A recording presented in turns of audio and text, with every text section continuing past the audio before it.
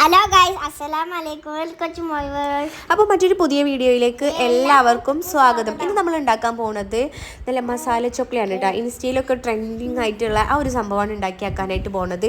അപ്പോൾ അതിനായിട്ട് ഇതാ മിക്സിയുടെ ചെറിയ ജാറിലേക്ക് കുരു അളഞ്ഞിട്ടുള്ള ഒരു 4-5 ഈത്തപ്പഴം ഇട്ട് കൊടുത്തിട്ടുണ്ട്. പിന്നെ അതിലേക്ക് കുറച്ച് ഉപ്പും അതേപോലെ ഒരു സ്പൂൺ വിനാഗിരിയും പിന്നെ ആവശ്യത്തിന് കുറച്ച് വെള്ളം കൂടെ ചേർത്തിട്ട് നന്നായിട്ടൊന്ന് അരച്ചെടുക്കുന്നുണ്ട് കേട്ടോ.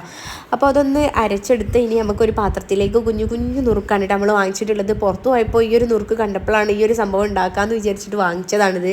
അപ്പോൾ ഇന്ന് കുറച്ച് നുറുക്കൊക്കെ എടുത്തിട്ട് അതേപോലെ വെച്ച് കൊടുത്തിട്ട് ഇനി ഇതിലേക്ക് മുളക് പൊടിയും ചേർത്ത് വിട്ടു. അത് പറയാൻ മറന്നെന്ന് തോന്നുന്നത്, അതാണ് മെയിൻ.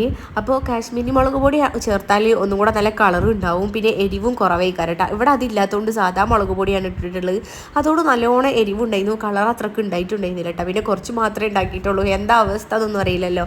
പിന്നെ നമ്മൾ അതിൻ്റെ കൂട്ടത്തിൽ തന്നെ നല്ല എരിയുള്ള സംഭവം തിന്നാൻ പോകുന്നത് കുറച്ച് ചായയും കൂടെ ഉണ്ടാക്കിയിട്ടുണ്ട് കേട്ടോ.